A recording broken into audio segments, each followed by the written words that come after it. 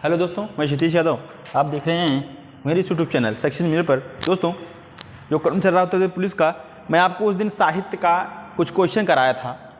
साहित्य की बात की जाए दोस्तों, जो उस दिन क्वेश्चन आपको मैं कराया था वो क्वेश्चन था जो इम्पॉर्टेंट हमारे साहित्य क्वेश्चन पेपर में आते हैं, अभी तक आए हैं दोस्तों, उसी से संबंधित है। आज जो कुछ बाकी था उसका दूसरा पार्ट उसमें करा दे रहा हूं, क्योंकि 5 नंबर का साहित्य आएगा जिसमें 5 क्वेश्चन, 10 नंबर का साहित्य आएगा दोस्तों में, जिसमें 5 क्वेश्चन रहेगा। तो मैं आपको जो ज्ञानपीठ पुरस्कार, साहित्य अकादमी पुरस्कार, व्यास सम्मान पढ़ाया हूं उसका आप तैयार कर लीजिए। उसके बाद जो इसके पहले मैं यह कराया था उसमें आदिकाल में या छायावादी या जो भी काल था उसमें मैं कराया था, उसको पढ़ लीजिए। आज मैं जो यह कराने जा रहा हूँ इसको पढ़ लीजिए। इससे बाहर आपको साहित्य में 5 नंबर यानी 5 क्वेश्चन से बाहर नहीं आएगा, 10 नंबर आपको मिलना ही मिलना है दोस्तों। तो ठीक है, तो आज क्या है, क्या इंपॉर्टेंट है उसको मैं लेके आया हूँ, आप देख लीजिए।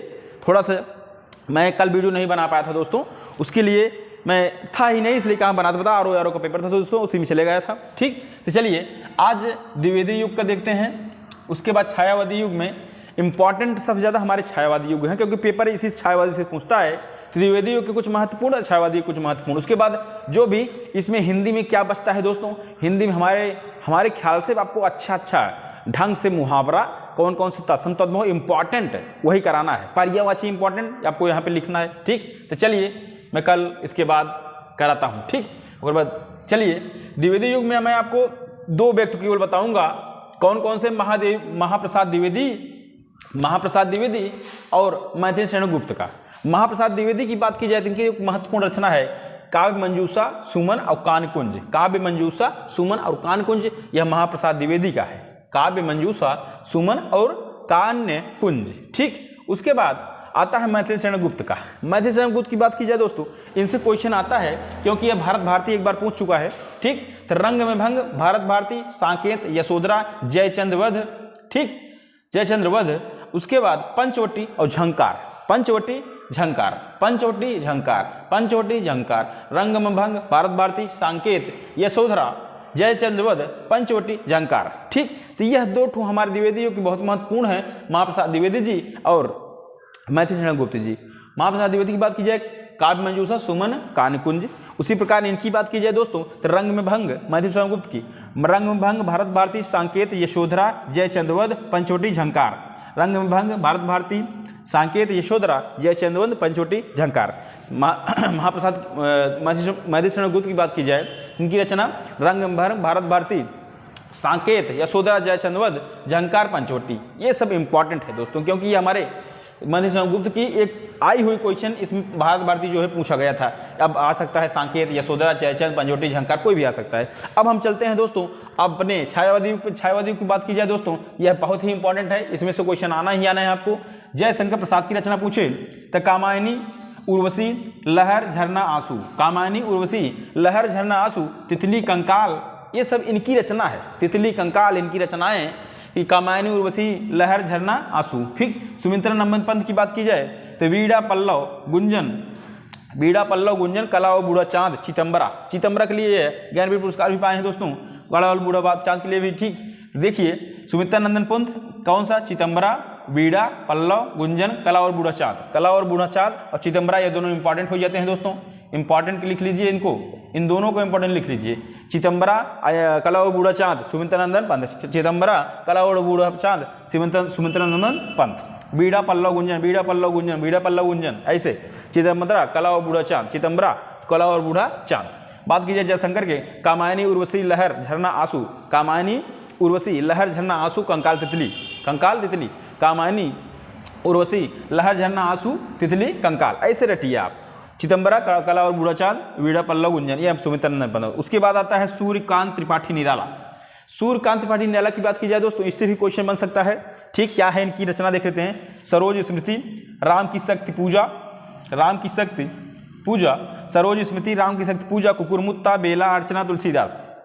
तो इंपॉर्टेंट क्या है, तुलसीदास, कुकुरमुत्ता, तुलसीदास कुकुरमुत्ता किसका, सूर्यकांत त्रिपाठी निराला। सूर्यकांत त्रिपाठी निराला, सूर्यकांत त्रिपाठी निराला की सरोज स्मृति, राम की शक्ति पूजा, कुकुरमुत्ता, बेला, अर्चना, तुलसीदास।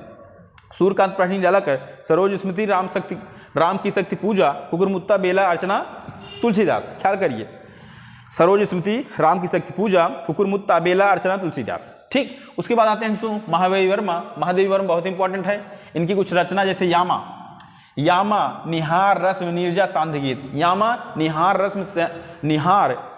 रस्म नीरजा सांध्य गीत। मुझे यामा का संकलन किससे कौन कौन से रचना से है? निहार रस्म नीरजा सांध्य गीत, निहार रस्म नीरजा सांध्य गीत, दीप शिखा अतीत के चलचित्र, दीप शिखा अतीत के चलचित्र, दीप शिखा अतीत के चलचित्र, दीप शिखा अतीत के चलचित्र, दीप शिखा अतीत के चलचित्र, निहार रस्म नीरजा सांध्य गीत, निहार रस्म नीरजा सांध्य गीत, यामा। ये किसका है? महादेवी वर्मा का। ठीक, उसी क्रम में आता है हमारा हरिवंश राय बच्चन। हरिवंश राय बच्चन की बात की जाए तो दो चट्टानें, जिसमें साहित्य अकादमी पुरस्कार पाए हैं दोस्तों, दो चट्टाने के लिए साहित्य अकादमी पुरस्कार पाए हैं। उसके बाद मधुबाला, मधुशाला, मधुकलश, मधुबाला, मधुशाला, मधुकलश, जिसमें मधु लगे साला, मधुशाला, मधुबाला, मधुकलश, मधु लगे आ जाइए, दो चट्टान, हरिवंश राय बच्चन। ठीक, फिर धर्मवीर भारती, अंधा युग, धर्मवीर भारती का अंधा युग, सूरज का सातवां घोड़ा, कनुप्रिया, सात गीत वर्ण। सबसे दूसरी अंधा युग से तो सूरज का सातवां घोड़ा, कनुप्रिया। ठीक, यह क्वेश्चन पूछा गया है, सूरज का सातवां घोड़ा किसका रचनी, किसकी रचनी है, किसका रचना है? ठीक, किसकी रचना है दोस्तों? धर्मवीर भारती की। धर्मवीर भारती, अंधा युग, सूरज का सातवां घोड़ा, कनुप्रिया, सात गीत वर्ण। अंधा युग, सूरज का सातवां घोड़ा, अनुप्रिया, सात गीत वर्ण। धर्मवीर भारती की कौन सी रचना है? अंधा युग, सूरज का सातवां घोड़ा, कनुप्रिया, उसके बाद सात गीत वर्ण। उसके बाद रामधारी सिंह दिनकर।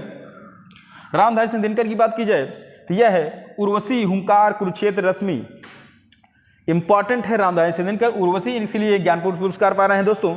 उसके बाद उर्वशी, यहाँ पे जयशंकर प्रसाद मैं आपको बताया था, यहाँ भी उर्वशी है, लेकिन इनका इंपॉर्टेंट हो जाता है दोस्तों, दोनों का उर्वशी है। उर्वशी, हुंकार, कुरुक्षेत्र, रश्मिरथी, द्वंद्व गीत, धुआं धुआं, रेणुका, दिल्ली, इतिहास का कुआं।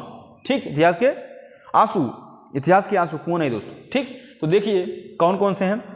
उर्वशी हैं, हुंकार हैं, कुरुक्षेत्र हैं, रश्मिरथी है, द्वंद्व गीत है, धुआं धुआं, रेणुका, दिल्ली, इतिहास आंसू, इतिहास के आंसू, इतिहास के आंसू, द्वंद्व गीत, धुआं धुआं, रेणुका, दिल्ली, इतिहास के आंसू। तो उर्वशी, हुंकार, कुरुक्षेत्र, रश्मिरथी, उर्वशी, हुंकार, उर्वशी, हुंकार, कुरुक्षेत्र, रश्मिरथी, उर्वशी, हुंकार, कुरुक्षेत्र, रश्मिरथी, धुआं धुआं, द्वंद्व गीत, रेणुका, दिल्ली, इतिहास के आंसू। यह हमारे धर्मवीर रामधारी सिंह दिनकर की रचना है। ठीक, उसके बाद आते हैं सुभद्रा कुमारी चौहान। इसमें एक सबसे इंपॉर्टेंट रचना दोस्तों झांसी की रानी।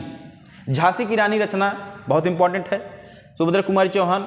ठीक, त्रिधारा मुकुल, झांसी की रानी, त्रिधारा मुकुल और झांसी की रानी, यह सुभद्रा कुमारी चौहान की रचना है। ठीक, दुष्यंत कुमार की रचना कुछ इंपॉर्टेंट है, जैसे सूर्य का स्वागत, एक कंठ विषय आपी, सूर्य का स्वागत, एक कंठ विषय पाई, विष पाई, सूर्य का स्वागत, एक कंठ विष पाई, शाम में धूरा,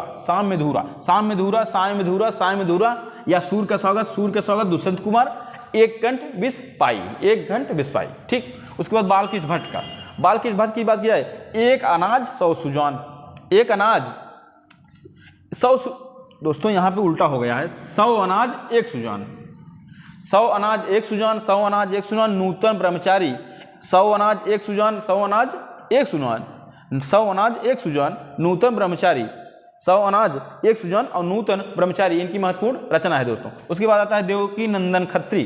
देवकी नंदन खत्री बहुत इंपॉर्टेंट है, चंद्रकांता, इसको याद कर लीजिए बस, चंद्रकांता। और बालकृष्ण भट्ट के 100 सुजान, 100 अनाज 1 सुजान, नूतन ब्रह्मचारी, ये तीन थी उनकी है दोस्तों। और देवकी नंदन खत्री की एक चंद्रकांता है। अब आता है बहुत ही इंपॉर्टेंट, इसको लिख लीजिए IMP, इसमें क्वेश्चन आ जाता है। ठीक, क्या है? मुंशी प्रेमचंद की कुछ महत्वपूर्ण रचना, रंगभूमि, कर्मभूमि, धनपतराय, गोदान गमन, सेवा सदन। रंगभूमि, कर्मभूमि, धनपत राय इनका उपनाम है दोस्तों, इनका उपनाम है धनपत राय, उपनाम। ठीक, उपनाम है धनपत राय।